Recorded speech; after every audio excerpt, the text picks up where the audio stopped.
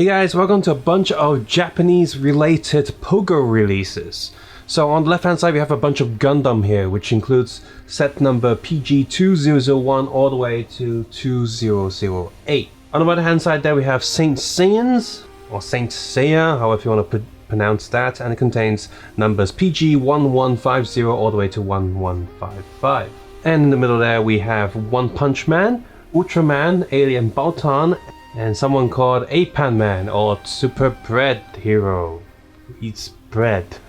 I don't know how that works. I never liked the cartoon as I was growing up. So the bread hero here is PG1190, One Punch Man is 1191, and Ultraman and Baltan here is 1218 and 1219. And you see here, all these minifigures have a minifigure plate underneath them, and these two guys have a spare hand, and he's got these extra boxing hands, which I get it because One Punch Man punches a lot, so he's got boxing gloves, but he doesn't actually do that.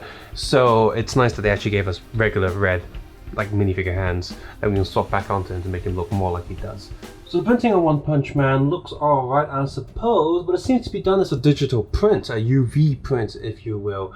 And especially on the boots, there's a lot of fuzzy pattern going on, a little bumpy pattern on where the paint is, and that's not so good. I don't like that too much. I prefer it when the bootlegs actually use pad printing, and so everything's just smooth and clean, just like the official Lego stuff. Although some people out there do like this pad printing effect where everything's a little bit more bumpy. I'm not a fan of it. The face on One Punch Man looks alright, but you can see that problems with the boots there. You can see there's a bit of yellow just showing up on the side there, so where the print didn't quite get all the way. If you look at it from the above there, you can see that lots of yellow showing because the printer can't print, you know, sideways. There's a bit of printer detail on the arms as well as on the back there, and yeah, it looks alright, I suppose. If you like One Punch Man, you'll definitely be pleased with this figure. With our Super Bread hero here, he also uses digital printing, so there's also a slight bump on his textures as well. But the print design overall is pretty simple and he looks okay. The face is not as big as what it should be as compared to his, anime counterpart, but the details are there and he does look the part. If you do watch the anime and you do look at him, you will recognize him. He has absolutely no detail on the back. In fact, he looks like one of the classic minifigure with the yellow hands and the red body. So yeah, and both of them, the capes are a finished material and seems slightly less fragile than previous Pogo capes, but they're nothing great. In the middle with Ultraman and Alien Baltan, they seem to be copies from Bunker Bricks. You can find them on Facebook, and I think they're from Taiwan. So they must have bought the head molds from them, bought their figures, copied the molds, and just copied the prints. They did the same thing with the Kamen Rider figures I reviewed previously. What I like about the Ultraman figure, that what they've done here is that they've actually molded the metallic silver plastic and printed red on top of that, and the end result is pretty nice. They even printed the, the top of the leg, so you don't get that weird cutoff.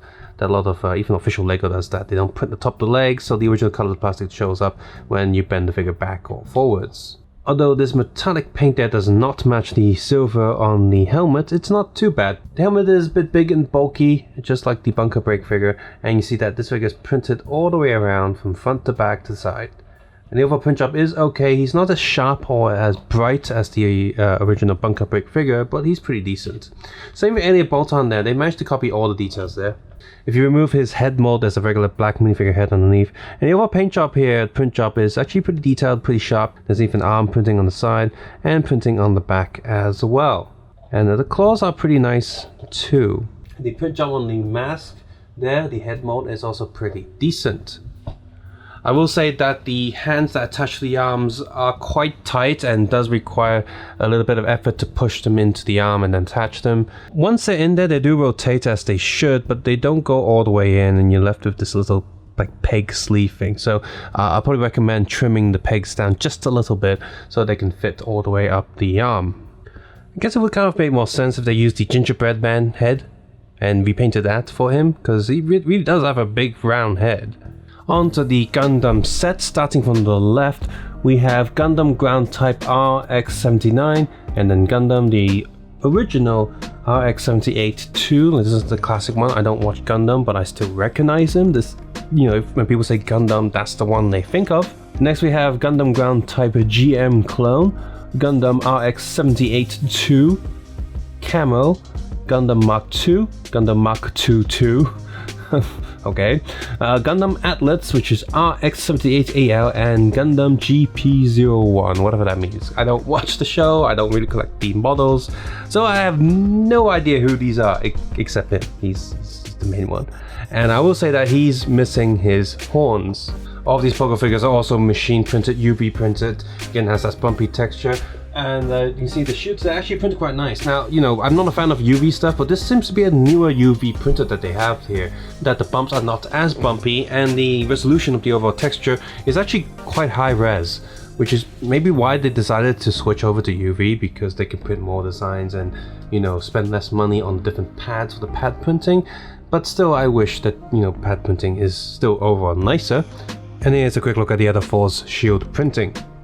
I will say this right now, since all these Gundams are based on the 79 and 78 variants, they are sort of close enough. By that I mean that the head mold isn't exactly right. In fact, Gundam Atlas has quite a different head, although the overall shape is still relatively the same. As for the print jobs on these, the design on the actual torsos are close to what they should be, although because they use the same molded shields for all of them, the shape there is incorrect. What they've done here is that they printed different designs on the shields to resemble what it should be in the actual Gundam series, but the overall plastic shape is not right. The print shape is right, but not the plastic shape.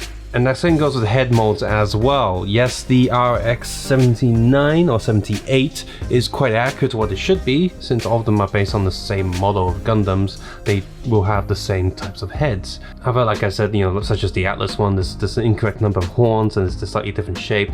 It's sort of a good enough-ish if you look at it from a distance. So you got that going on. So you just gotta expect that the shape isn't gonna be exactly the same. And if you look at the back of all of these, they have the same backpack mold, which contains the jet engine that's not painted, as well as these two bits that come out, which are his laser swords. Unfortunately, you cannot replace these, you can't pull these out or give them actual laser swords to play around with.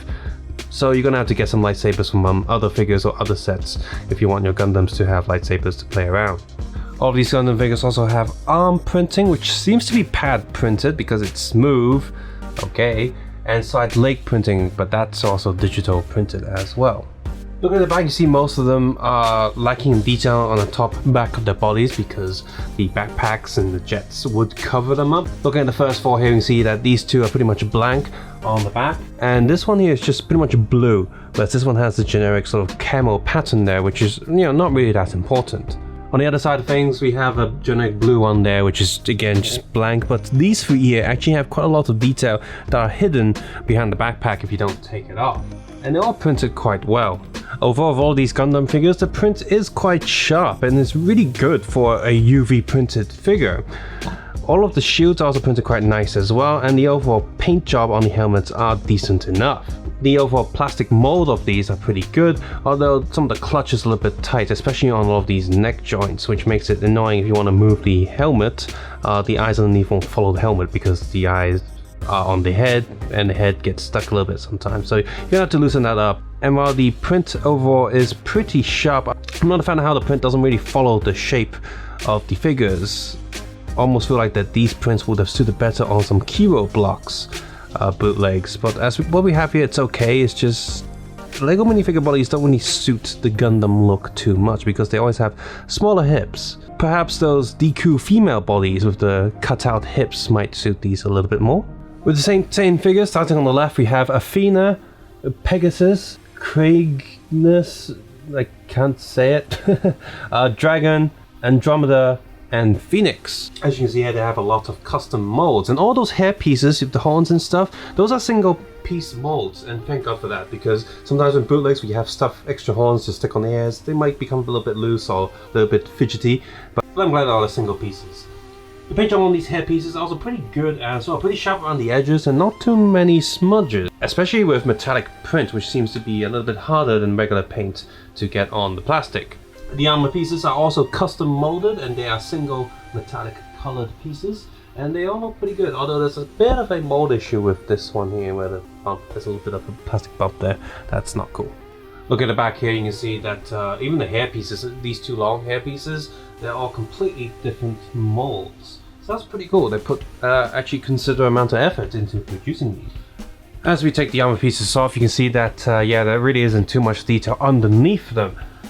But there is just enough detail there for you to play around with these figures with the armors off, because then, you know, like, if you want the figures to be at home and they're not fighting or anything, just take the armors off. There's still enough clothing there. It doesn't just cut off, which I like that bit of detail right there. For example, the female one here, she still has the, you know, sort of breast pattern shapes that's on her torso, and you know, these two guys still have a bit of a shadow on them to give it more of an animated look.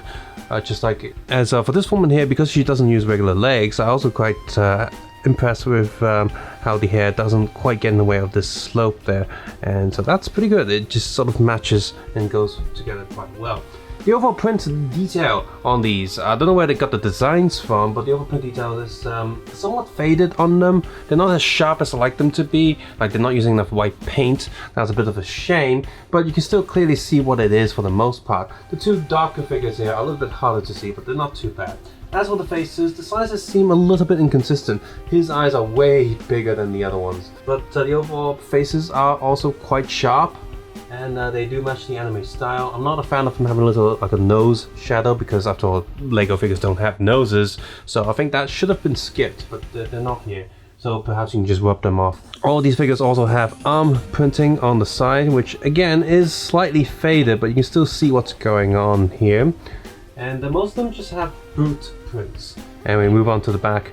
Once again, the details doesn't just cut off. You get a little bit, just enough there to make these figures still seem natural when you take the armor pieces off. But there are no leg prints, so that's a bit of a shame. So aside from the armor pieces and the hair pieces, the overall molding on these figures are actually pretty decent, and the clutch on all of them are actually pretty good as well.